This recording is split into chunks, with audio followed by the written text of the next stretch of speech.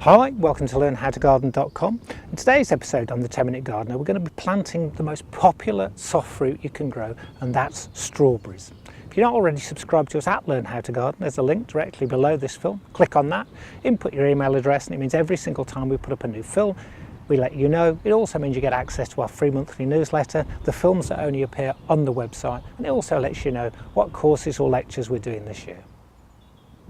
The reason I haven't done a film on growing strawberries before is quite simple. I don't grow them, or I stopped growing them about 4 years ago, and that's because they are available 365 days a year. They're available in the supermarkets, and I just got to the point of I'd had too many. But what I've noticed, like a lot of supermarket things, is that the taste is missing. So I've decided that I'm going to grow my own strawberries again, and like everything at Learn How to Garden, it's purely about the taste. And the two varieties that I've chosen to grow were my two favourites from before. One's called Honey, although it's actually spelt wrong, which is quite interesting for a dyslexic. I could even notice that. And that's a very early summer variety. And the other one is Happill, which is a midsummer variety, but has absolutely exceptional taste. And they're quite easy to grow. You can grow them in grow bags, you can grow them in pots, but I've always liked to grow mine in the ground, in a bed. The bed we're going to grow them in was prepared the beginning of last year, and it had sunflowers growing in it. And then once the sunflowers, they were left over the winter to feed the birds, then we've incorporated a lot more very well rotted compost. And what you then need to do is take some fish blood and bone, and you actually apply this very lightly about 2 weeks before, and you rake that in.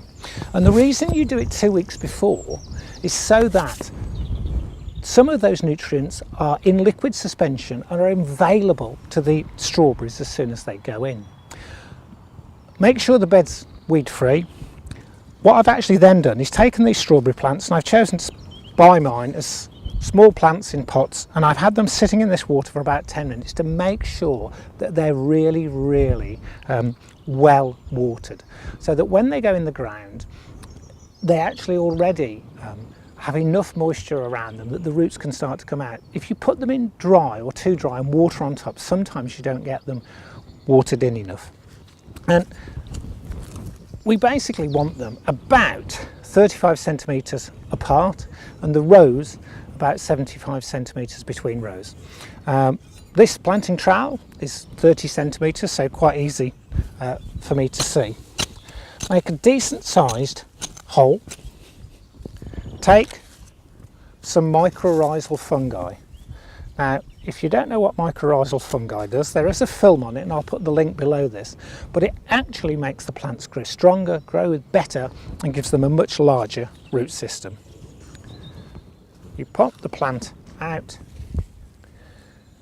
settle it so that the crown is just at soil level, and firm it in. And we're going to put them 35 centimetres apart, 70 centimetres between rows. I'll plant them all, and then I'll come back and show you what we do once they're in the ground. Once they're all planted, you need to give them a really good watering in. And this actually brings me to one of the little problems with strawberries. The fruit grow very close to the ground, and if we were to just leave the strawberries growing like this, what would happen is that when it rains or when we water, the fruit can get splashed with dirt, and that dirt can get ingrained in the fruit and they're not very nice. But also, if they're on the ground, they become absolute manna from heaven for slugs and snails. So we need to do something to keep those strawberries off the growing bed. And there are two things you can do. You can take some of this, which is weed suppressant fabric, and you can lie this across the bed. You can make crosses in it, and you can actually plant the strawberries through that, so that the actual strawberries just lie on this weed suppressant fabric, and that's what happens commercially. But if you were going to do that, you'd put the fabric down first, and obviously as I haven't put the fabric down first, that's not the method I choose to use. I'm a bit more old-fashioned really. What I like to do is to take some straw, and you just put the straw around the crown of the strawberry. Please excuse my local air sea rescue going overhead. One hopes whenever you hear this that it's just a training exercise.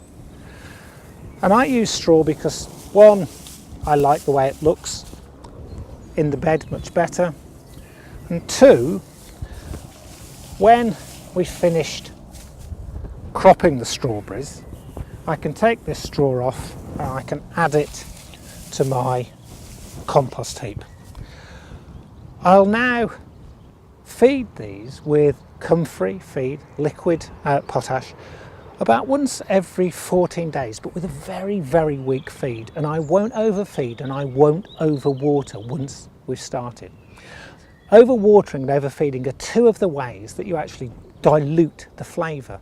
You want to grow them quite hard. You want to make them grow quite slowly so you intensify the flavour, which is why we're growing these. So we've got the straw, well, around half the strawberries really. I'll have to finish this bit in a moment. I've got to fetch some more straw. We then give them another really good watering in. And what you'll find in the summer is that as they fruit, pick the fruit as soon as you can so that it doesn't get taken by birds. And one of the things you're going to have to do is net it. And the easiest way is to use one of these small hooped cloches just to cover the actual strawberries. If you don't, you won't get any. The birds will take all of them. The other thing that will happen is in the summer, long thin stalks will grow from the plants and they'll appear to have tiny little strawberry plants on the end of them. And what you do with those is you pin those down into the ground, and they're called runners, and they will actually root, and they'll root throughout the summer. Come the autumn, you cut them off, you actually dig them out with their root and you transplant them into the bed, and that's how you increase your strawberry plants.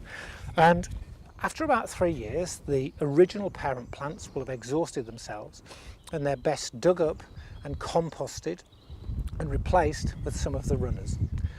One of the reasons you should always start with what's referred to as ministry certified stock rather than being given plants off a friend is that strawberries are very prone to virus diseases. Ministry stock will actually come free from any viruses, so that you will actually keep viruses out of your strawberry bed, which means you get much healthier and larger crops of strawberries. They're quite easy to grow them quite hard, don't overfeed, don't overwater, and you will get strawberries that taste like none you've ever bought from a supermarket. They're easy to grow, they're wonderfully rewarding. I'm not actually quite sure now, I'm looking at these, why I actually did start growing them, because I really do love homegrown strawberries. Thanks a lot for watching Learn How to Garden.